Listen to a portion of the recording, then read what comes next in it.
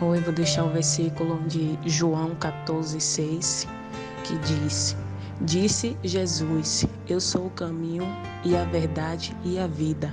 Ninguém vem ao Pai senão por mim. Eu achei que com certeza esse é uma das mais ricas palavras que tem na Bíblia. Que Deus com certeza ele é o Deus do impossível. E Ele realiza tudo aquilo que nós queremos. Aí o que é que eu tomei reflexão dessa palavra que é assim: Jesus é o caminho, ou seja, Ele não é apenas mais um caminho entre tantos outros. Ele é o caminho que significa que é o único e não há outro. Jesus é verdade, ou seja, não existe outra verdade, Ele é a única verdade. Jesus é a vida, ou seja, não existem várias vidas, só existe uma e esta vida é Jesus. A vida completa 3 pilares: verdade, em que cremos, princípios; caminho, forma de viver, está em verdade; e vida, conteúdo, plenitude da alma, que está em total sintonia com a verdade do caminho.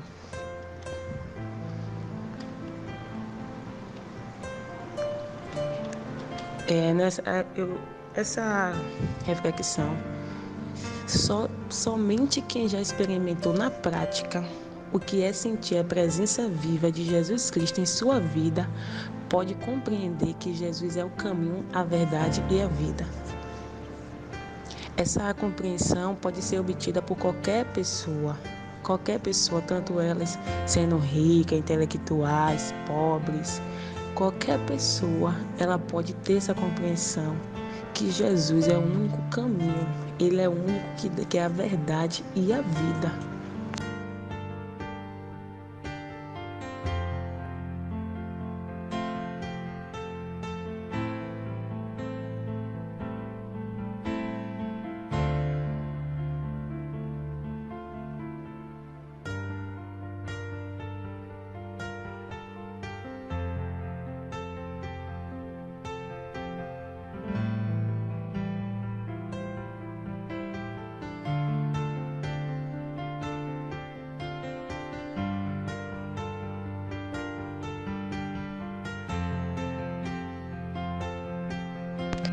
A paz do Senhor. 1 João, capítulo 5. Todo aquele que crê que Jesus é o Cristo é nascido de Deus, e todo aquele que ama ao que o gerou também ama ao que dele é nascido. Nisto conhecemos que amamos aos filhos de Deus, quando amamos a Deus e guardamos os seus mandamentos, porque este é o amor de Deus, que guardemos os seus mandamentos. E os seus mandamentos não são pesados, porque tudo que é nascido de Deus vence o mundo, e esta é a vitória que vence o mundo, a nossa fé. Quem é que vence o mundo, senão aquele que crê que Jesus é o Filho de Deus? Este é aquele que veio por água e sangue, isto é, Jesus Cristo, não só por água, mas por água e por sangue, e o Espírito é o que testifica, porque o Espírito é a verdade. Porque 3 são os que testificam no céu, o Pai, a Palavra e o Espírito Santo. E estes 3 são um só. E 3 são os que testificam na terra, o Espírito e a água e o sangue. E estes 3 concordam num. Se recebemos o testemunho dos homens, o testemunho de Deus é maior, porque o testemunho de Deus é este, de que seu Filho testificou. Quem crê no Filho de Deus, em si mesmo tem o testemunho. Quem a Deus não crê, mentiroso fez, porquanto não creu no testemunho de Deus de seu Filho deu. E o testemunho é este, que Deus nos deu a vida eterna, e esta vida está em seu Filho. Quem tem o Filho tem a vida, quem não tem o Filho de Deus não tem a vida. Estas coisas vos escrevi para que saibas que tendes a vida eterna e para que creias no nome do Filho de Deus. Amém. Graças a Deus.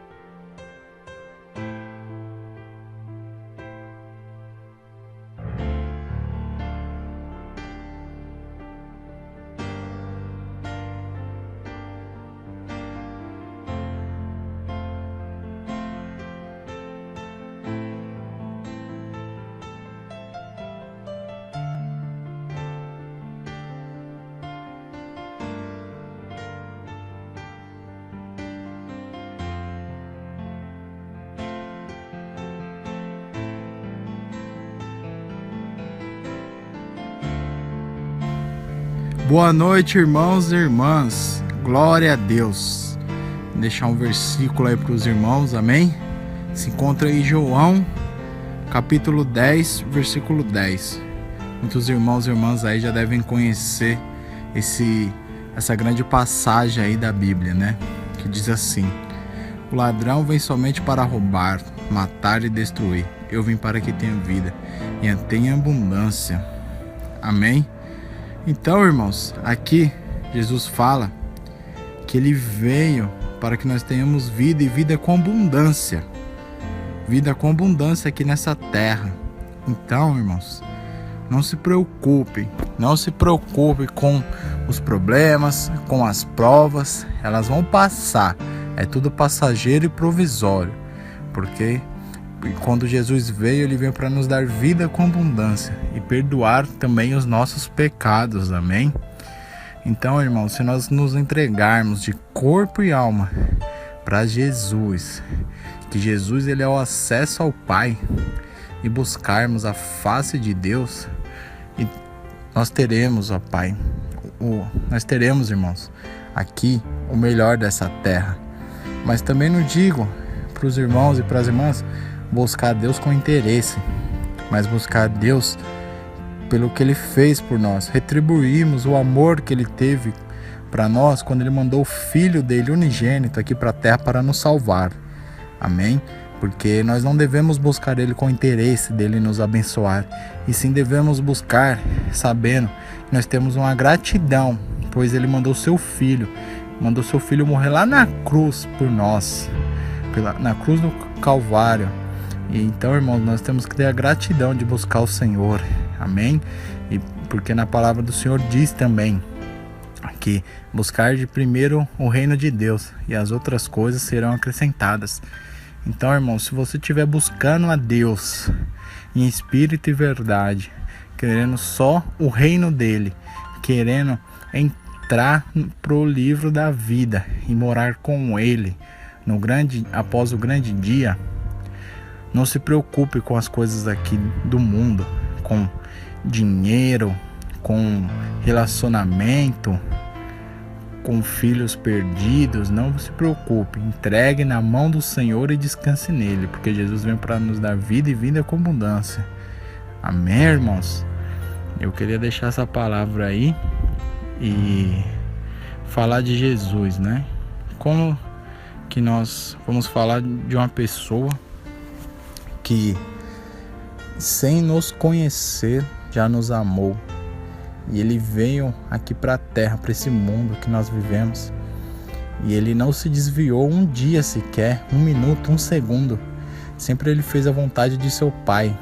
Até quando Deus deu a visão para ele que ele seria crucificado, ele não desistiu, irmãos.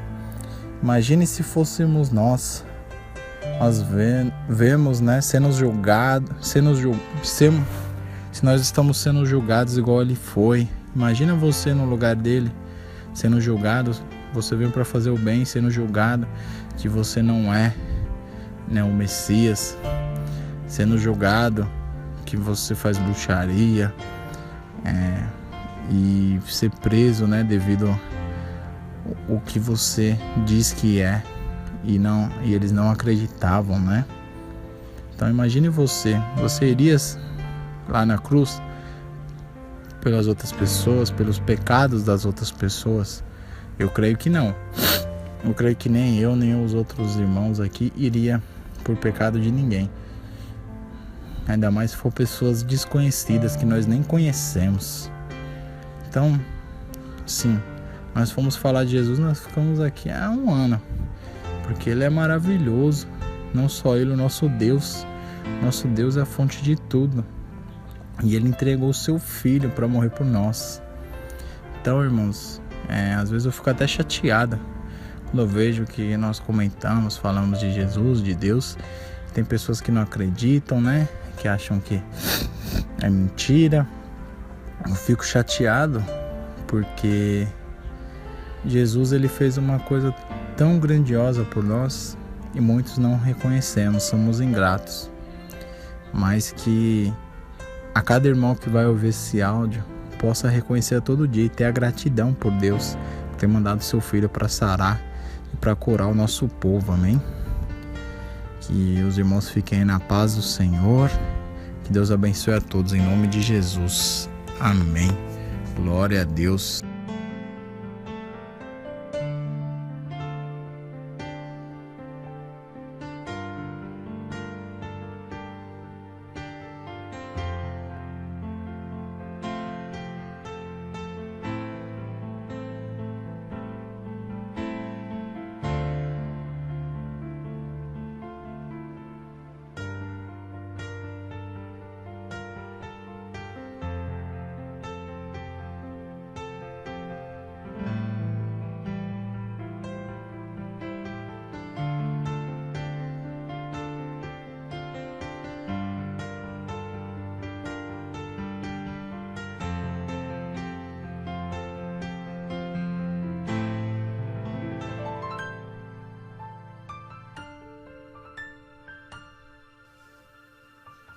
Boa noite a todos e a paz do Senhor. Nesta noite eu vou deixar aqui para a meditação dos irmãos um pequeno trecho que se encontra em Isaías, capítulo 53, versículos do 4 ao 7, que diz assim: verdadeiramente, ele tomou sobre si as nossas enfermidades e as nossas dores, levou sobre si. E nós o reputamos por aflito, ferido de Deus e oprimido. Mas ele foi ferido pelas nossas transgressões e moído pelas nossas iniquidades. O castigo que nos traz a paz estava sobre ele, e pelas suas pisaduras fomos sarados.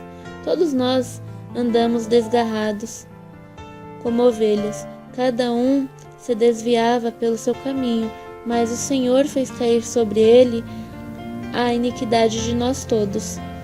Ele foi oprimido, mas não abriu a sua boca.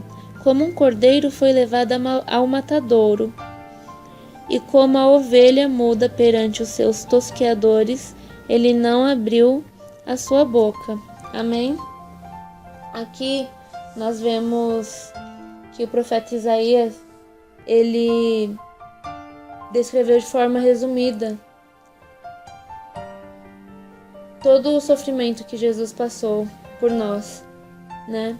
Aqui tá resumido, mas é muito forte isso, porque diz que ele foi moído pelas nossas iniquidades, diz que ele foi ferido pelas nossas transgressões. Então ele sendo santo, passou por todo esse sofrimento por nós. Nós não merecíamos tudo isso, mas ele em momento nenhum abriu sua boca. Passou por tudo isso para que os nossos pecados eles fossem perdoados. Passou por tudo isso para que nós tivéssemos a salvação, para que nós fôssemos salvos.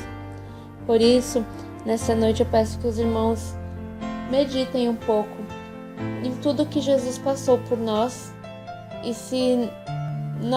o que nós estamos fazendo por Ele. Nós estamos buscando verdadeiramente? Será que nós estamos sendo gratos mesmo por tudo que Ele fez por nós?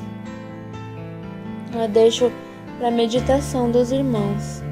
E aqui é bem claro que Ele levou todas as nossas dores e enfermidades. Por isso eu te falo, meu irmão, que neste momento você deve entregar nas mãos do Senhor Jesus tudo aquilo que está te impedindo de ter um relacionamento com Ele. Entregue nas mãos dele, que Ele vai te trazer a solução. Ele é a solução para as nossas vidas. Amém? Que os irmãos meditem. Boa noite a todos. Amém.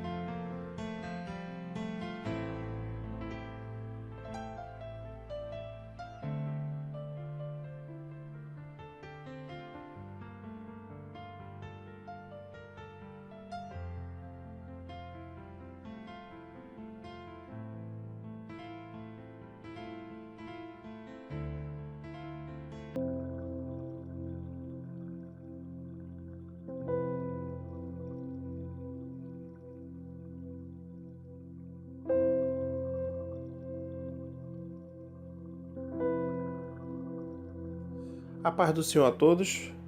Estamos iniciando uma campanha de 2 dias, uma campanha extremamente impactante. Você sente profundamente sua necessidade por Jesus? Esta campanha de 2 dias foi desenvolvida para melhorar seu momento de exclusividade com Deus e ajudá-lo a clamar por Ele. Também serve como oração complementar para a sua vida. E o tema da campanha é: Jesus, preciso de Ti. Nos dias de hoje, estamos tão cheios de nós mesmos e nem percebemos isso. Mas o que realmente precisamos é sermos cheios de Cristo. Por vezes é difícil discernir entre o nosso jeito e o jeito de Deus, porque não importa em que tipo de casa crescemos, cristão ou não, por causa do pecado que habita em nós e porque crescemos em uma igreja que está imersa na cultura, nós adquirimos hábitos, comportamentos, linhas de pensamento e questionamento de diversas fontes que não Jesus, até mesmo sem saber disso. Esse era o alvo de Paulo, pois para mim viver é Cristo. Filipenses 1:21. Paulo não viveu sempre para Cristo. Ele só começou a viver para Ele quando Jesus o confrontou na estrada de Damasco e o convenceu de seus pecados, e quando pela graça ele foi trazido para ver Jesus e quem ele era.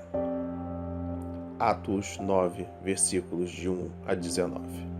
Faça a sua oração a Jesus e clame por Ele. peça a Jesus para lhe dar a oportunidade de buscá-lo em primeiro lugar, assim como ele nos ordena em Mateus 6, 25, 33. Jesus, eu preciso de ti. Aleluia. Eu não consigo viver sem ti. Oh, aleluia, aleluia, aleluia, aleluia. Aleluia, aleluia, aleluia, aleluia, aleluia. Jesus, tu não és apenas uma ideia, uma lista de faça ou não faça, uma doutrina ou uma causa. Eu preciso de ti e te quero. Eu quero te conhecer tão bem a ponto de te conhecer melhor que qualquer outra pessoa. Minha família, meus amigos, meu amigo mais próximo, até eu mesmo. Eu quero que tu esteja comigo aqui mesmo, agora. Eu desejo poder sentar ao teu lado, passar tempo na tua presença e fazer a ti perguntas que fluem em minha mente e coração. Eu quero ser capaz de correr para ti, descansar minha cabeça em teu ombro, derramar o meu coração em tua presença e ter o Senhor colocando os teus braços ao meu redor e falando a verdade para mim, até as mais duras verdades. Eu preciso da tua ajuda, tua graça, tua misericórdia. Eu não consigo viver sozinho. Termine hoje, assim que acabar esta campanha, orando Mateus 6, 25, 33. Eu tenho certeza que Deus falará ao seu coração. Amém, amém e amém. Graças a Deus, graças a Deus. Iniciamos aqui esse primeiro dia, iremos meditar em Filipenses 1, 21. Assim diz a palavra: porquanto para mim o viver é Cristo e o morrer é lucro. Vamos entender um pouquinho desse versículo de Filipenses 1, versículo 21. Porquanto, para mim o viver é Cristo e o morrer é lucro. Referindo-se à sua própria situação, a alegria aumenta quando o apóstolo pensa na possibilidade de ser liberto, como fruto das orações intercessórias e da atuação do Espírito Santo. A combinação do esforço humano e da atuação divina caracteriza seu ministério e a sua vida. Sua libertação, entretanto, não é necessariamente o melhor. Após tantos anos de trabalho árduo e frequente sofrimento, Paulo não consegue determinar o que mais deseja. Morrer seria lucro, porque estaria com Cristo para sempre e livre do sofrimento terreno. Por outro lado, o viver é Cristo. Paulo realmente era radical, pois se o sofrimento não era capaz de detê-lo, tampouco era a própria morte. Não que Paulo andasse com um desejo mórbido de morrer, apenas reconhecia que a coisa que mais importava nesta vida era o anúncio da chegada de um novo tempo e de um verdadeiro Senhor, o Senhor de tudo. E a sua morte significasse que este anúncio avançaria, então ele não precisava temer nem a própria morte. Obviamente, viver era melhor ainda. O viver que Paulo desejava não era o viver só pelo viver, mas o viver segundo Cristo. Isto é, o viver na perspectiva do poder de poder se empenhar mais tempo na missão que Deus lhe havia entregado, de anunciar as boas novas. Isto sim era o que mais importava na vida ou na morte. Nós estamos nesta terra por uma razão de transcende no nosso gozo da vida, que é muito mais forte. Todo mais precisa ser avaliado diante do prisma do anúncio do Evangelho. Iremos meditar em Atos 9, versículos de 1 a 19. Assim diz a palavra do Senhor. Saulo, respirando ainda ameaças e morte contra os discípulos do Senhor, dirigiu-se ao sumo sacerdote. Ele pediu cartas para as sinagogas de Damasco, a fim de que, caso achasse algum que era do caminho, assim homens como mulheres, o levasse presos para Jerusalém. Seguindo ele, estrada fora, ao aproximar-se de Damasco, subitamente uma luz do céu, aleluia, glórias a Deus, brilhou ao seu redor, e caindo por terra ouviu uma voz que lhe dizia: Saulo, Saulo, por que me persegues? Ele perguntou: Quem és tu, Senhor? E a resposta foi: Eu sou Jesus, a quem tu me persegues. Mas levanta-te, entra na cidade, onde te dirão o que tem que convém a fazer. Os seus companheiros de viagem pararam, emudecidos, ouvindo a voz, não vendo contudo ninguém. Então se levantou Saulo da terra e, abrindo os olhos, nada podia ver.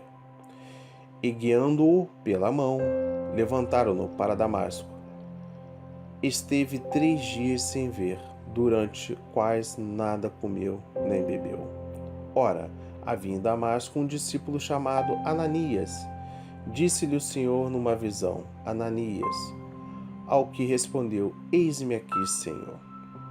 Então o Senhor lhe ordenou: Dispõe-te e vá à rua que se chama Direita, e na casa de Judas procura por Saulo, apelidado de Tarso, pois ele está orando. E viu entrar um homem chamado Ananias, e impor-lhe as mãos, que as recuperasse a vista. Ananias, porém, respondeu: Senhor, de muito tenho ouvido a respeito desse homem, quanto males tem feito ao teu santo em Jerusalém. E aqui trouxe autorização dos principais sacerdotes para prender a todos os que invocam o teu nome. Mas o Senhor lhe disse: Vai, porque este para mim é um instrumento escolhido para levar o meu nome perante os gentios e reis, bem como perante os filhos de Israel, pois eu lhe mostrei quanto lhe importa sofrer pelo meu nome.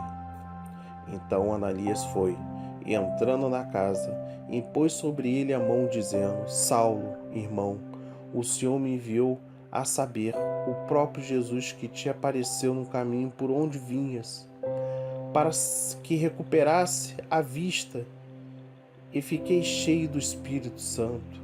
Aleluia, aleluia, aleluia. Imediatamente lhe caíram dos olhos como umas escamas e tornou a ver. A seguir levantou-se e foi batizado, e depois de ter se alimentado, sentiu-se fortalecido. Então permaneceu em Damasco alguns dias com os discípulos. Aleluia. Meditando um pouco na passagem, nos versículos de 1 a 9, só para a gente ter um contexto, né? Subitamente uma luz do céu brilhou ao seu redor.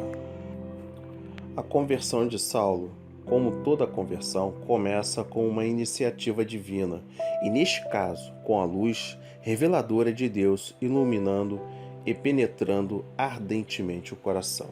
A missão de Deus começa com a luz e a voz de Deus operando nos lugares mais surpreendentes. E quando Deus assim age, as pessoas inevitavelmente perguntam: Quem és tu, Senhor? Jesus sempre se revela às pessoas antes de qualquer missionário evangelista chegar. Depois entra a responsabilidade da igreja. A conversão tem dupla face, individual e comunitária. Precisamos de um encontro pessoal com Deus e do acompanhamento da comunidade cristã. Esse encontro transformou completamente Saulo procurar a ajuda dos outros. Sozinho, Saulo estava cego, incompleto e sem rumo. Compreendendo agora o versículo 2, caminho, significa ensino, modo de viver, movimento cristão e comunidade de Jesus. Vamos entender um pouquinho dos versículos de 10 a 19. Vai à rua que se chama direita, e na casa de Judas procura por Saulo, apelidado de Tarso. Saulo nasceu em Tarso, na Cilícia, parte do Império Romano, região que atualmente é parte da Turquia. Deus também toma a iniciativa de chamar Ananias e lhe confia uma responsabilidade específica na conversão de Saulo. Como Saulo, há outras pessoas no mundo que têm sido iluminadas por Deus e estão orando sem muito entendimento. Ananias tinha dúvida e receio em relação a Saulo, como às vezes nós temos diante das pessoas que antes se opuseram à fé cristã. Mesmo a vontade de Deus frequentemente nos surpreende. Vai, porque este é para mim um instrumento escolhido para levar o meu nome perante os gentios e rei, bem como perante os filhos de Israel. Essas palavras nos lembram que Deus nos transforma para nos usar na sua missão. A menção dos gentios, ou seja, não judeus, do grego étenos, veja em Lucas 2,32, e de helenitas, ou seja, judeus de fala grega, enfatiza a natureza universal do Evangelho e da vocação missionária de Saulo, conhecido como o apóstolo dos gentios. Ele começa a cumprir o papel dado a Abraão em Gênesis 12:3, de ser uma bênção para todas as nações, um desígnio que é da igreja até os dias de hoje. Compreendendo um pouco os versículos 17 e 18. Primeiro, o missionário Ananias foi chamado, preparado e convencido por Deus, como aconteceu com Jonas no Antigo Testamento. E assim obedeceu o Senhor e reconheceu Saulo como irmão. Depois, o novo convertido recebeu a plenitude do Espírito Santo e foi batizado de uma vez. E encerramos, permaneceu em Damasco alguns dias com os discípulos. A inserção e a convivência do novo cristão na comunidade são essenciais. O batismo significa a inclusão na igreja e na comissão para a missão. A chamada de Saulo para ser missionário foi confirmada no seio da comunidade cristã.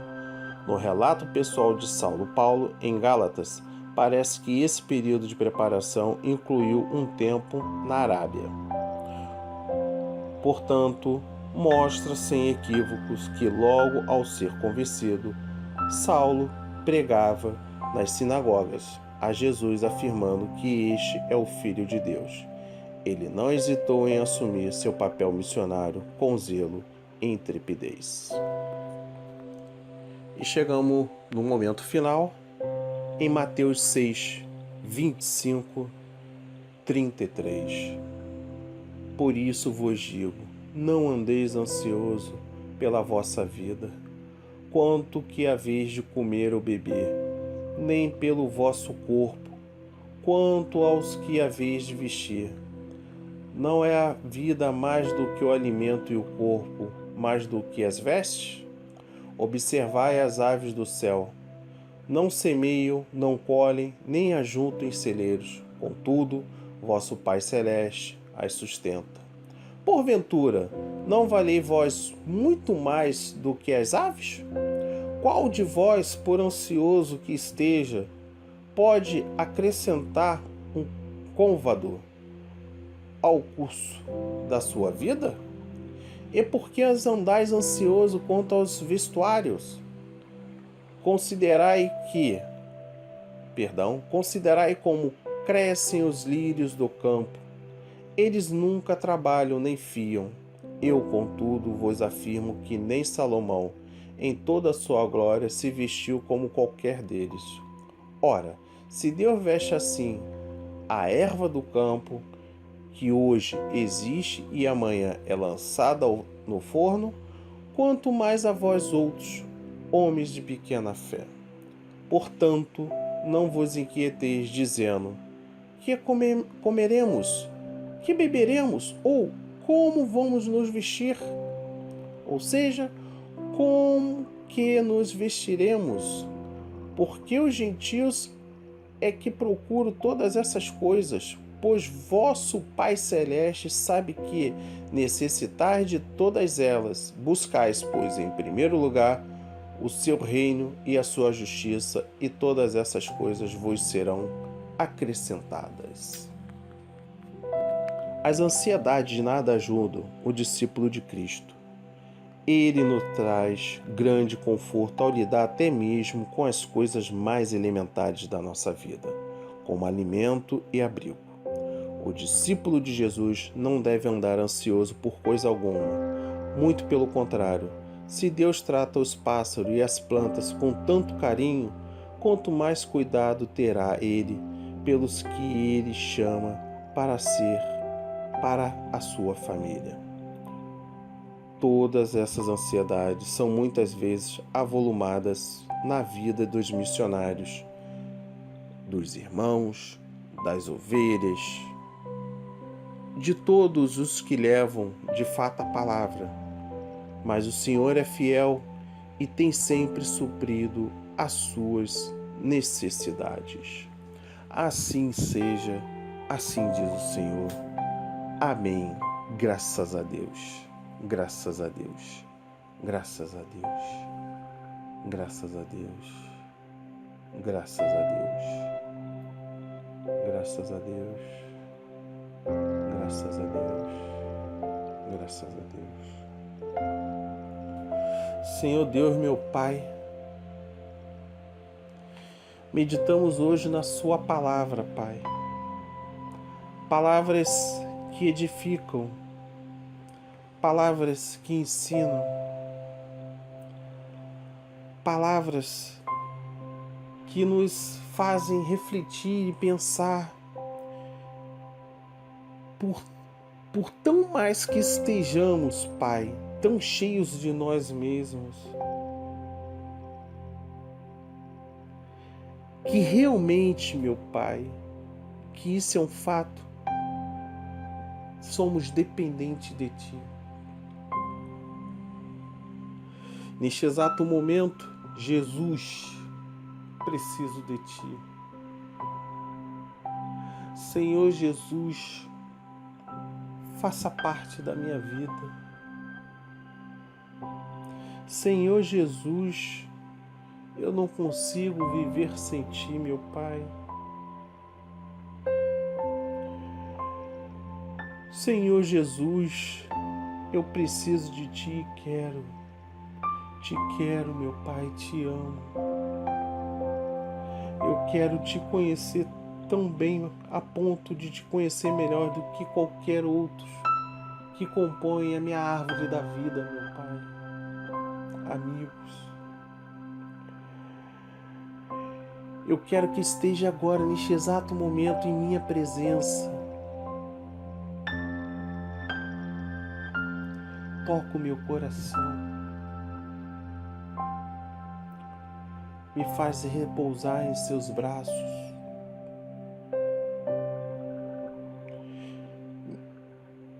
Eu preciso da Tua ajuda, da Sua presença. Eu preciso de um milagre. Eu preciso de um milagre.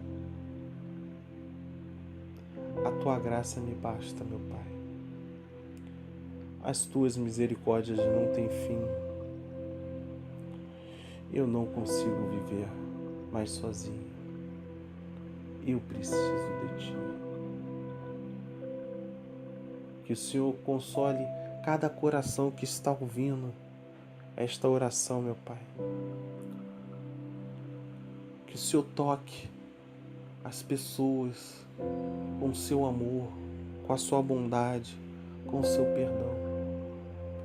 Resgate aquela ovelha perdida, Senhor. traga-nos para nós, para nos abençoar, para que nós possamos abençoar através da sua palavra. Que o Senhor abençoe cada vida, meu Pai. Que o Senhor abençoe cada vida que estão aqui seguindo a sua obra. Faça um milagre, sara as feridas, restitui famílias, restitui corações, situações financeiras, trabalhos, empresas, empregos. Eu sou dependente de Ti, meu Pai, totalmente dependente de Ti. Amém. Graças a Deus, Pai. Graças a Deus.